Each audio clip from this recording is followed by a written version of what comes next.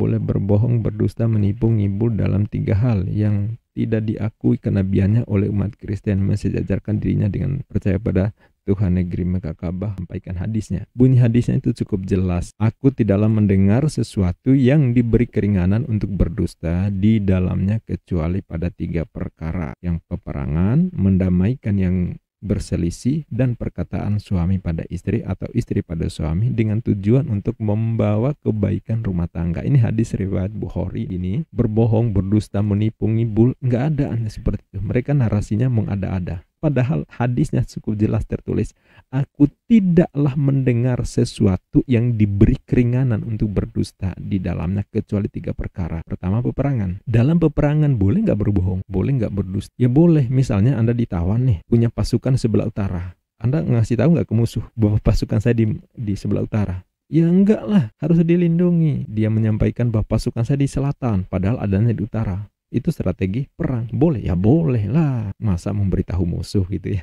Hal yang kedua, yaitu mendamaikan yang berselisih. Mendamaikan yang berselisih. Jadi di sini sudah 3 perkara. Pertama tadi peperangan. Boleh berbohong ya? Boleh. Ya, itu bukan suatu kejelek. Terus mendamaikan orang berselisih. Boleh nggak? Ya boleh. Misalnya setelah itu Pak RT datangi lagi Pak Iwan. Pak Iwan, gimana kabarnya Pak Budi? Oh, kurang ajar itu. Muta aja tak perang kita. Nah gitu, kata Pak RT, nggak begitu, dia kangen sama sampean, pengen bertetangga dengan baik. Nah ini dia kirim coklat gitu ya, sebagai permohonan perdamaian. Akhirnya kedua bertetangga tadi berdamai. Padahal Pak RT itu berbohong. Istrinya senang ya, dia dipuji masakannya gitu, enak kok. Padahal aslinya kasinan atau nggak enak. Nah itu kan sering dilakukan oleh siapapun ya, memuji wajahmu laksana rembulan, oh senang gitu kan. Itu bohong nggak? Bohong. Tetapi tidak dianggap berdusta, dan dalam Islam dibatasi untuk hal yang diperbolehkan berdusta untuk hal ini saja: peperangan, mendamaikan orang berselisih, dan perkataan suami atau istri tadi ya. Dan Nabi Muhammad, tidak mungkin kita percaya Al-Quran itu benar kalau kita tidak percaya Nabi Muhammad. Nggak mungkin kita percaya kenabian Nabi Muhammad kalau Tuhannya kita nggak imani. Nggak mungkin gitu lah. Keadaannya coba Anda perhati, sangat mengenaskan. Benar, nyari tanpa busana loh, udah gitu berdarah-darah gitu. Dan itu mereka pajang, mereka beribadah berhadapan dengan itu. Memang mereka bilang, kami nggak menyembah itu kok. Betul, nggak menyembah itu. Tapi bikin patung itu dalam Taurat itu dilarang. Disembah atau nggak disembah, tapi larangannya jelas, nggak boleh bikin patung. Ya ampun Bu, jangan begitu dong Bu, saya dengar Bu. Kenapa situ tahu Bu, dia pakai kerudung bisa pakai tangan ya Bu.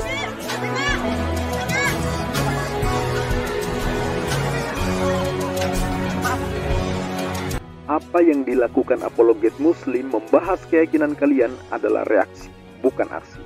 Selama kalian masih mengusik apa yang menjadi iman kami, keluar masuk kampung menjual agama kalian ke kami, maka selama itu pula kami akan hadapi, membedah apa yang kalian tawarkan sebagai bentuk perlawanan anasir-anasir penyesatan dan pemurtadan yang gentayangan dan kalian tebang.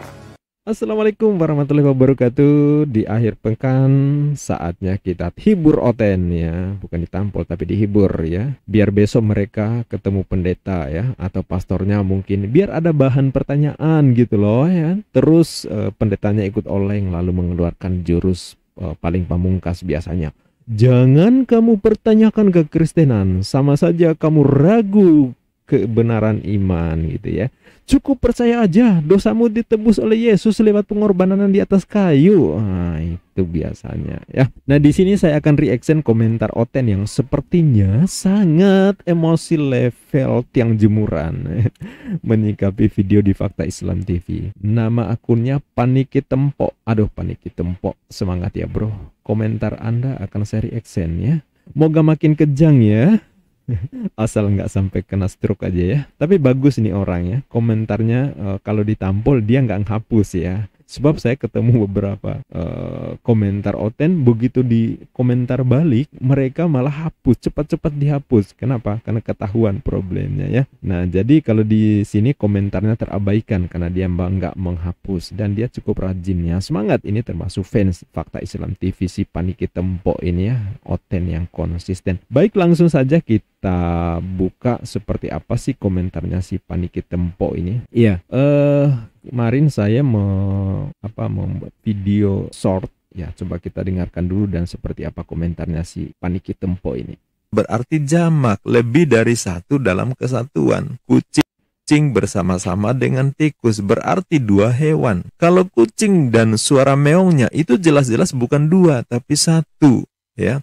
Yang namanya kucing ya ada kucingnya, ada suaranya, ada meongnya gitu ya. Dan nggak mungkin dikatakan kucing bersama-sama dengan suara meongnya. Bersama-sama ya harus dua. Bagaimana melogikakan Allah berfirman adalah dua entitas, bahkan dua sosok yang berbeda.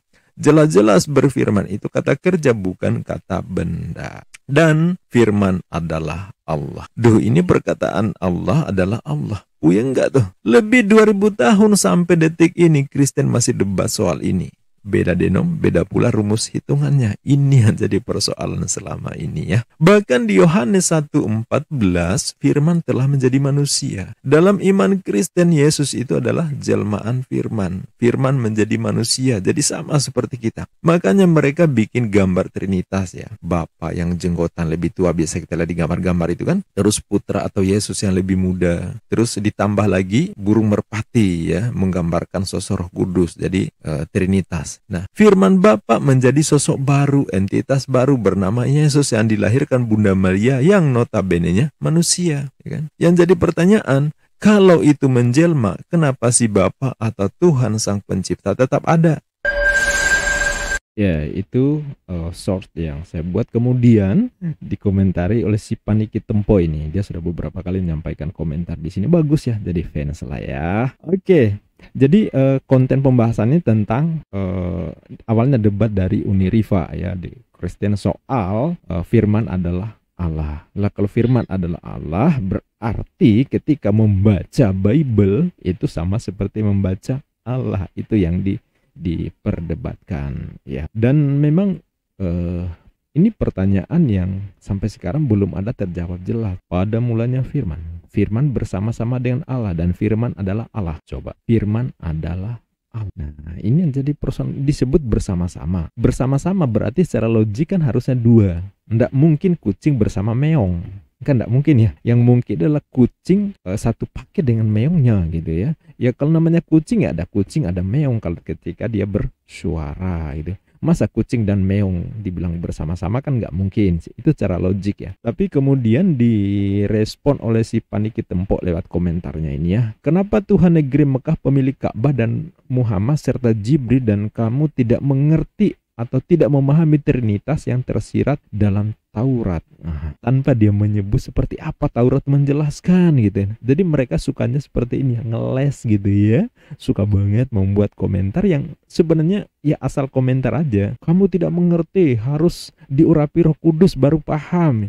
Padahal lebih 2000 tahun mereka sendiri juga perdebatkan soal ini. Makanya di sini saya komentarin, nggak usah ngeles. Lebih 2000 tahun berlalu, Kristen tidak pernah sepakat gimana menjelaskan Trinitas. Beda denom, beda pula pengajarannya, beda pula hitungannya. Nah, yang bermasalah kan di Kristen sendiri, bukan di lain.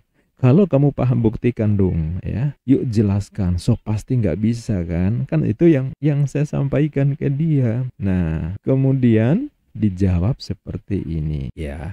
Tidak usah ngeles. Bahwa percaya dan mensejajarkan seseorang dari suku Quraisy sebagai Tuhan. Percaya Muhammad sama dengan percaya Tuhan negeri Mekah pemilik Ka'bah. Surah An-Nisa 80. Ini orang apa yang ditulis ini?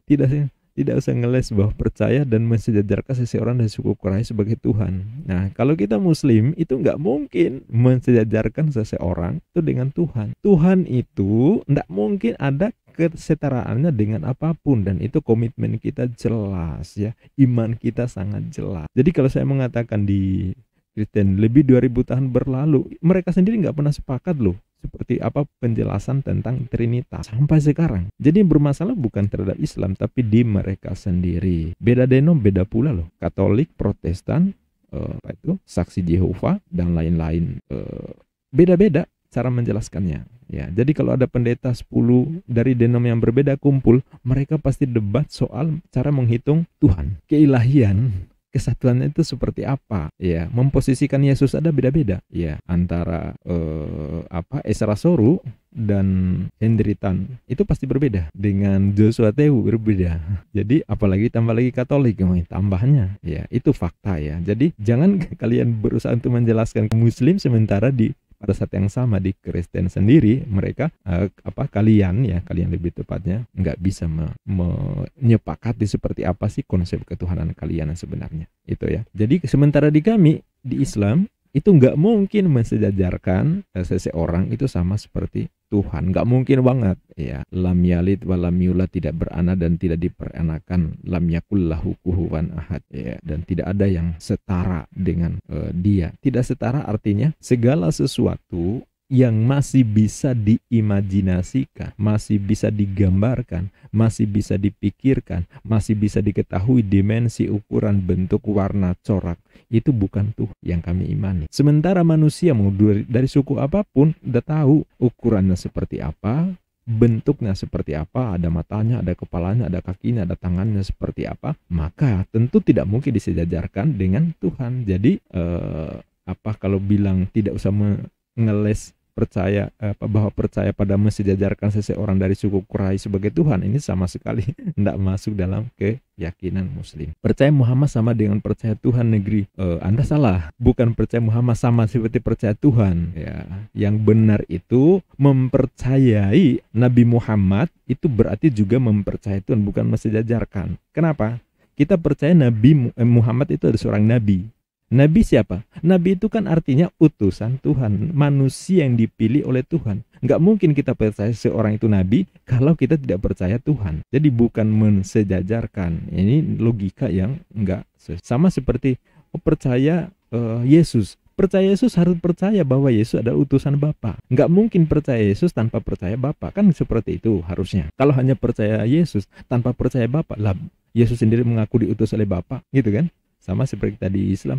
Kita percaya bahwa Muhammad itu seorang nabi ya karena kita percaya bahwa nabi itu adalah manusia pilihan yang diutus oleh Tuhan. Nggak mungkin kita percaya Nabi Muhammad kalau tidak percaya Tuhan, gitu ya. Sama seperti misalnya orang Kristen suka mengutip ayat-ayat Al-Quran. Ini Nabi Isa terkemuka di dunia dan akhirat. Lah kalau Anda percaya ayat itu benar, suatu kebenaran, kalian kutip bahwa ini benar, berarti kalian harus percaya Nabi Muhammad. Kenapa? Ayat itu difirmankan oleh Allah lewat malaikat Jibril disampaikan kepada Nabi Muhammad. Nggak mungkin kita percaya Al-Quran itu benar kalau kita tidak percaya Nabi Muhammad. Nggak mungkin kita percaya kenabian Nabi Muhammad kalau Tuhannya kita nggak imani. Nggak mungkin gitu lah. Jadi harus satu paket. Kita percaya ayat itu ayat Al-Quran benar, berarti kita harus percaya Nabi Muhammad. Kita juga harus percaya bahwa Allah mengutus Nabi Muhammad itu. Ya. Kemudian ini sudah saya sampaikan. Percaya seseorang sebagai Tuhan suku apapun dia itu kafir, tempatnya di neraka jahanam. Itu sudah saya komentari ya. Yaitu kelakuan Kristen yang menuhankan seseorang warga Israel ya. Di Quran surah 5, ini surah Al-Maidah ayat 72, silakan dibaca ya. Orang yang menjadikan Nabi Isa itu seperti Allah, itu adalah orang kafir dan itu kekal di neraka. Itu iman kami. Kalian jangan tersinggung ya. Jangan tersinggung, itu iman kami. Nah, sama kelakuan suku Quraisy di masa jahiliyah bikin patung terus dituhanin. Sama seperti Kristen bikin patung mengenaskan ya, nyaris tanpa busana gitu terus dituhanin, dijadiin tumbal penebus dosa. Silakan baca di Roma 10:9. Iya kan? Gitu. Nah, orang-orang suku Quraisy itu di masa jahiliyah, orang Arab di masa jahiliyah, itu kan mereka menuhankan patung-patung, berhala-berhala. Mereka bikin tepungnya dibentuk seperti model makhluk tertentu, kemudian mereka sembah. Saking ya makanya disebut jahiliyah ya. Nah, yang tadi orang-orang yang terdahulu mereka anggap hebat, terus dibuat patung seperti itu, terus mereka beribadah di situ ya. Itu kelakuan orang-orang di masa jahiliyah. Bahkan ketika Nabi Muhammad itu diutus di awal-awal itu kan, ketika Nabi Muhammad masih kecil, itu di Ka'bah masih banyak berhala-berhala ya. Sebelum dibersihkan ya Nabi ya, itu dulu berhala-berhala orang-orang Arab menyembah berhala-berhala di situ, dan di Mekah di sekitar Ka'bah itu penuh dengan berhala-berhala. Tapi kemudian dibersihkan untuk mensucikan tauhid mereka, bahwa yang layak disembah itu bukan berhala.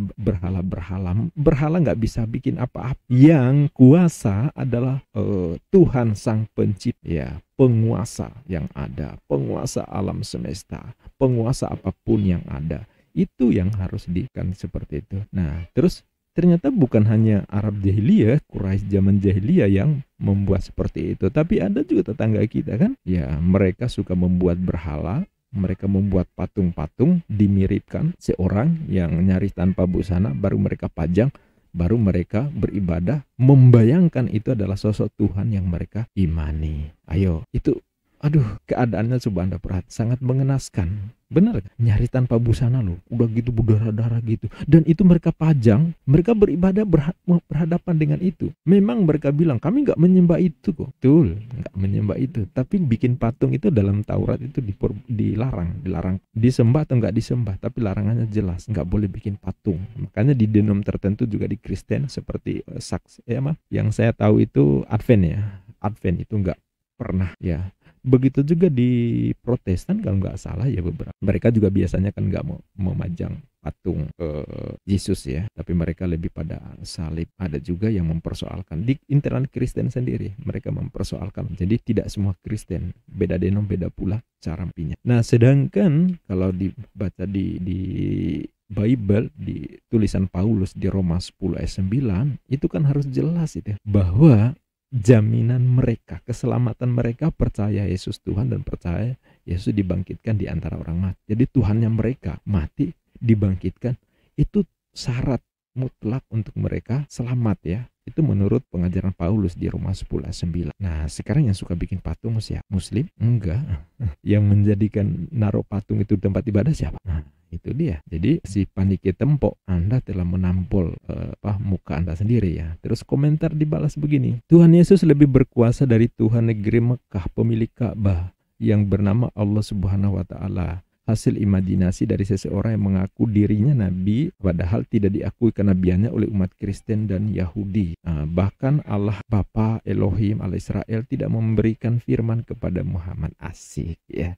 Ini oten banget ya. Oke, dia sebut Tuhan Yesus lebih berkuasa dari Tuhan negeri Mekah, pemilik Ka'bah, yang bernama Allah SWT. Nah, ini silakan si paniki tempo ya. Saya kasih rekomendasi beberapa ayat ya. Silakan ayat pertama yang harus Anda buka adalah Yohanes 5:30. Yohanes 5:30, Yesus menyatakan dengan sangat tegas bahwa aku tidak dapat berbuat apa-apa dari diriku sendiri. Coba, Yesus sendiri mengaku tidak dapat berbuat apa dari dirinya sendiri. Jadi segala kekuasaan, segala hukum yang ditetapkan itu sesuai dengan apa yang diperintahkan Bapa kepada Yesus. Ya. Yesus mengaku tidak berkuasa. Kenapa Anda mengatakan Yesus lebih berkuasa? Jadi kekuasaan Yesus itu berdasarkan apa yang diperintahkan oleh Bapa. Kurang jelas, silakan baca di Yohanes 17 ayat 8. Jadi Yesus menyampaikan firman sesuai yang diperintahkan oleh Bapa. Yohanes 12 49. Segala perkataan Yesus bukan dari dirinya tetapi atas perintah Bapa. Iya, artinya apa? Yesus tidak berkuasa apa-apa selain tunduk pada apa yang diperintahkan oleh Bapa. Memang di ayat lain Yesus mengatakan bahwa aku diberikan kekuasaan di langit dan di bumi gitu ya. Kalau nggak salah di sorga ya, di langit dan di sorga, di bumi dan di sorga. Nah, betul, pengakuan Yesus mungkin seperti itu. Tapi kalau kita komparasikan dengan Yohanes 5:30 menunjukkan bahwa kekuasaan Yesus itu atas apa yang diberikan atau diperintahkan oleh Bapa. Ketemu nggak ayatnya Yesus berkuasa tanpa Bapa? Nggak ada. Kalaupun ketemu, ya berarti dia bertentangan dengan pengakuan Yesus di Yohanes 5:30. Mungkin mereka juga akan mengatakan, oh itu kan pengakuan Yesus di dunia sebagai manusia. Lah kalau gitu coba tunjukkan di mana firman Yesus sebagai Tuhan. Nah kan blank gitu loh. Itu ya. Jadi terus di sini imajinasi orang mengaku nabi padahal tidak diakui kenabiannya oleh umat Kristen dan Yahudi. Ya iyalah ya. Enggak usah ke Nabi Muhammad ya. Yesus saja itu enggak diakui oleh Yahudi loh. Enggak diakui oleh Yahudi kenabiannya ya. nggak diakui sebagai Mesias. Ngapain? Di masa Yesus itu nggak ada menuhankan Yesus ya, di masa Yesus. Karena pengajaran Yesus Tuhan itu baru ada di zaman Paulus. Paulus itu di atas tahun 60-an, 62, 63-an sekitar itu kalau kita baca sejarah ya. Di masa Yesus sampai di tahun 30-an nggak ada orang nyembah Yesus sebagai Tuhan ya. Nggak ada, nggak nemu itu. Di mana Yesus mengaku akulah Tuhan? Nggak ada. Yesus mengajarkan bahwa yang disembah itu yang Tuhan itu adalah Bapa. Ya, silakan buka Yohanes 5:30, Matius pasal 4 ayat 10, Lukas pasal 4 ayat 8, Markus pasal 12 ayat 29. Baca di sana.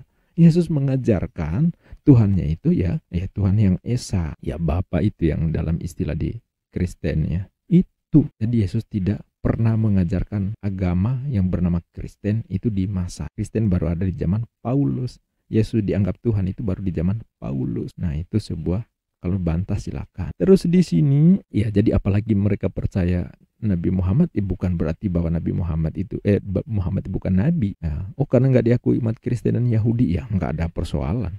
Jangankan itu. Oh, Yesus yang nggak diakui oleh Yahudi kok.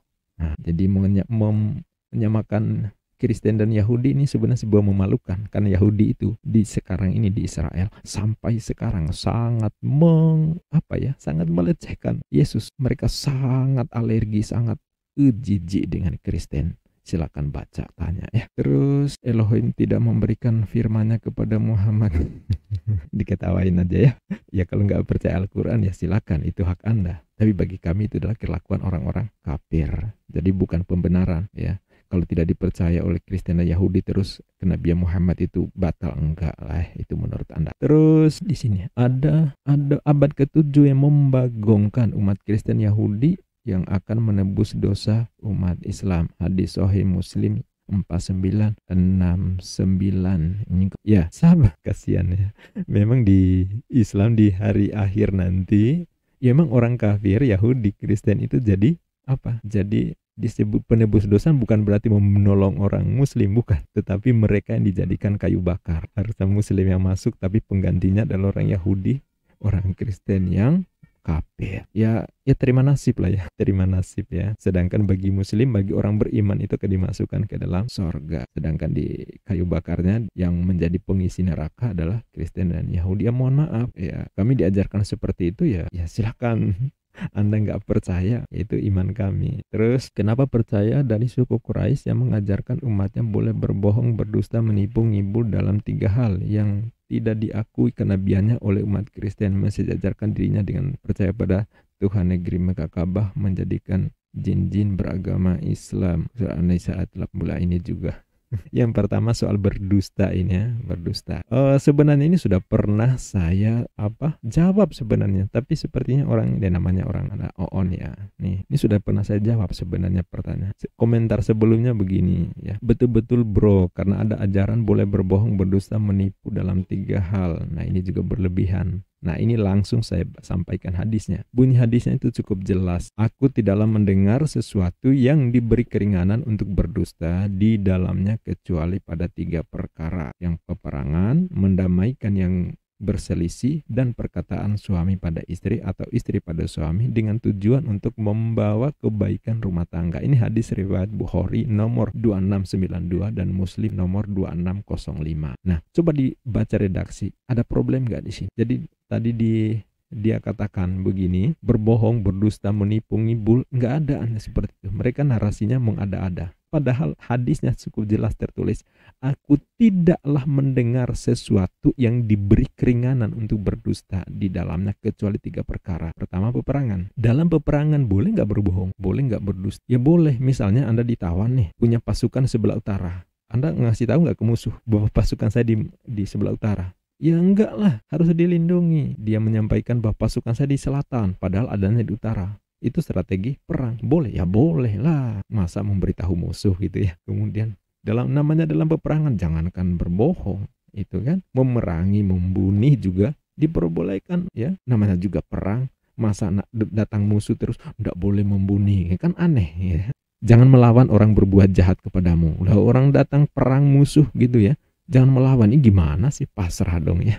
seperti Westerling dong ya, menghadapi Westerling di Sulawesi Selatan yang mati ribuan, gegara nggak dilawan gitu ya. Terus hal yang kedua yaitu mendamaikan yang berselisih. Mendamaikan yang berselisih. Jadi di sini sudah 3 perkara. Pertama tadi peperangan, boleh berbohong ya, boleh. Ya, itu bukan suatu kejelek. Terus mendamaikan orang berselisih, boleh nggak? Ya boleh. Misalnya nih, ada 2 orang bertetangga itu kelahi terus umur buyut. Terus Pak RT-nya kasihan ini kelahi terus ya. Didatangilah salah satu pihak, sebut saja misalnya Budi. Pak Budi, bagaimana dengan kabarnya dengan Pak Iwan? Pak Iwan tetangganya yang sering mereka bermusuhan. Kata Pak Budi, aduh kurang ajar itu bla bla bla gitu kan. Terus kata Pak RT-nya, udah ndak usah kelahi. Toh Pak Iwan juga sudah ngomong kok katanya pengen damai. Nah ini dia kirim pisang nih ya sebagai hadiah, sebagai tanda permohonan perdamaian. Kata Pak Budi, iya kak, iya sih capek juga mau kelahi. Nah setelah itu Pak RT datangi lagi Pak Iwan. Pak Iwan gimana kabarnya Pak Budi? Oh kurang ajar itu, mau tak aja tak perang tak. Nah gitu. Kata Pak RT, nggak begitu, dia kangen sama sampean, pengen bertetangga dengan baik. Nah ini dia kirim coklat gitu ya sebagai permohonan perdamaian. Akhirnya kedua bertetangga tadi berdamai. Padahal Pak RT itu berbohong. Pak Budi sama Pak Iwan nggak pernah ngasih tahu ke Pak RT bahwa mereka mau berdamai. Tapi Pak RT membuat suatu narasi agar keduanya berdamai. Boleh nggak seperti itu? Ya boleh lah. Atau misalnya nih, Anda didatangi oleh siapa sih Tempo tadi ya, si Paniki Tempo. Misalnya ada orang yang datangin tetangga kamu gitu ya. Dia ada orang ngambung-ngambung bawa parang gitu. Terus ini mana si Dodi misalnya, Dodinya. Mana Dodinya? Dodinya itu misalnya tetangga kamu. Kenapa mas? Oh mau tak gebukin, mau tak inilah tak bunyi lah gitu ya. Terus si Paniki Tempo apa mau ngasih tahu? Oh itu rumahnya pak, itu rumahnya. Dia ada di dalam. Kan nggak begitu. Nah tetapi malah oh iya orangnya lagi pergi udah 3 hari yang lalu gitu ya. Kenapa? Untuk menghindarkan jangan sampai jadi sasaran kejahatan karena mereka lagi berselisih atau bertengkar misalnya seperti itu. Akhirnya si orang yang mencari tetangga yang mau dibunuh tadi nggak jadi ya, dia aman karena Anda berbohong. Tapi kemudian lebih menasihati, udah nggak usah kelahi begini itu loh. Apakah tetangganya tadi pergi beneran 3 hari? Enggak, ada di dalam. Tapi Anda berusaha untuk mendamaikan orang yang berselisih. Boleh nggak? Ya boleh lah ya. Terus yang ketiga ada perkataan suami dan kepada istri atau istri pada suami dengan tujuan untuk membawa kebaikan di rumah tangga. Misalnya nih, nah si istrinya masak dari pagi, terus pulang suaminya siang, disodorkan makanan hasil masakannya si istrinya, istri tercinta gitu ya. Terus begitu dicicipi oleh suami gitu, aduh keasinan, pokoknya nggak enak lagi. Tapi demi menyenangkan si istrinya, suaminya bilang, waduh enak sekali masakanmu. Tapi kenapa makan sedikit mas? Saya tadi baru aja makan, sebelum kesini belum pulang, makan dulu ya. Jadi makan di kantor, jadi minta cicipin aja sebentar lagi. Nanti kalau sudah lapar saya makan lagi gitu ya. Istrinya senang ya, dia dipuji masakannya gitu, enak kok. Padahal aslinya kasinan atau nggak enak. Nah itu kan sering dilakukan oleh siapapun ya, memuji wajahmu laksana rembulan, oh senang gitu kan. Itu bohong nggak? Bohong, tetapi tidak dianggap berdusta. Dan dalam Islam dibatasi untuk hal yang diperbolehkan berdosa untuk hal ini saja. Peperangan, mendamaikan orang berselisih, dan perkataan suami atau istri tadi. Ya, dalam hal yang lainnya jangan. Nggak boleh berbohong untuk yang lain. Nah, coba perhatikan. Di sini bagus nggak sih? Bagus, sangat mulia loh ajaran seperti ini. Iya, jadi kalau mereka itu paham bahwa tidak mendengar berdasarkan si Edis sang penipu itu, ya mereka nggak akan tersesat. Coba baca ayat hadisnya langsung ya, pasti mereka oh iya benar juga gitu ya. Terus sedangkan coba kita banding di Kristen, coba baca di Bible Matius pasal 16 ayat 28. Coba, aku berkata kepadamu, sesungguhnya di antara orang yang hadir di sini ada yang tidak akan mati sebelum mereka melihat Anak Manusia datang sebagai raja dalam kerajaannya. Coba, faktanya semua yang hadir di masa itu udah mati, nggak satu pun yang masih hidup. Padahal Yesus belum datang sebagai raja. Pertanyaan, ini bohong apa enggak nih? Matius pasal 16:28, silakan baca sendiri.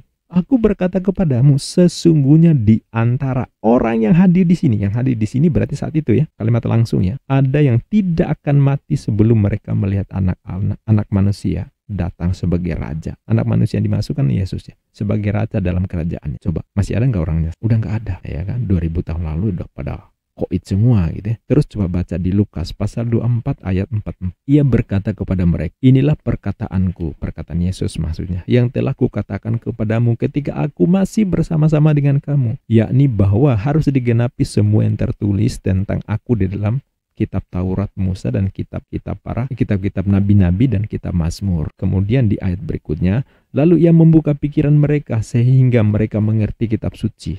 Dan di pasal 24 ayat ke-46 di sini disebutkan, katanya kepada mereka, ada tertulis demikian, Mesias harus menderita dan bangkit dari antara orang mati pada hari ketiga. Ya. Faktanya sahabat, tidak pernah ada ayat yang tertulis di Taurat, Mazmur, dan kitab para nabi yang menulis bahwa Mesias harus menderita dan bangkit dari antara orang mati pada hari ketiga. Tulisannya harus jelas, sebab ini kutipan. Mesias harus menderita dan bangkit pada antara orang mati pada hari ketiga. Nemu nggak? Di kitab Taurat, di kitab para nabi, di kitab Mazmur. Nemu nggak? Nah, nggak ada. Silakan mau pakai cara searching ya, browsing seperti apa, nggak bakalan ketemu. Pertanyaannya, ini benar atau bohong, dusta atau jujur, ya kan? Nah, silakan ada ini sendiri. Nah, dari sini menunjukkan bahwa sebenarnya yang problem itu, jadi si siapa ini, Paniki Tempo, ya mohon maaf ya, Anda komentar,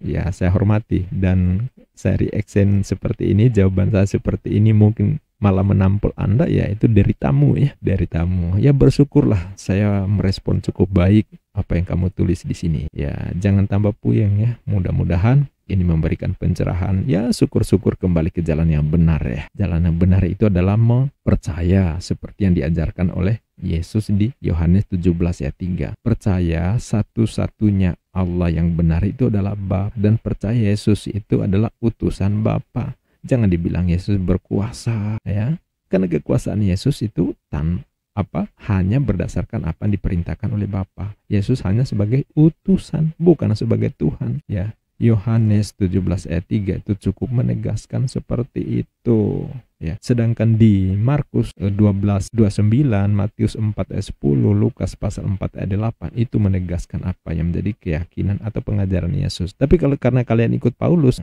pakai ayat Roma 10 ayat 9, jaminan keselamatan itu adalah menuhankan Yesus dan percaya bahwa dia dibangkitkan di antara orang mati. Nah, itu menjadi persoalan. Bandingkan aja antara Yohanes 17 ayat 3 versus Markus 12:29. Nah, itu jadi problem besar buat Anda. Silakan Anda pelajari. Mohon maaf ya kalau misalnya komentar atau respon saya ini kurang menyenangkan Anda. Sekali lagi, itu adalah deritamu, bukan derita saya. Kalau kami di Islam sudah cukup kuat dalam menjelaskan. Sementara di kalian masih sangat ambigu. Nggak perlu cari-cari pembenaran di Islam. Di sesama kalian sendiri sudah problem. Beda denom, beda pula pengajarannya. Ngitung Tuhan aja beda-beda. Ya mohon maaf, itu di Anda sendiri. Baik, itu yang dapat saya ulas pada kesempatan ini. Mudah-mudahan si Paniki Tempo ini makin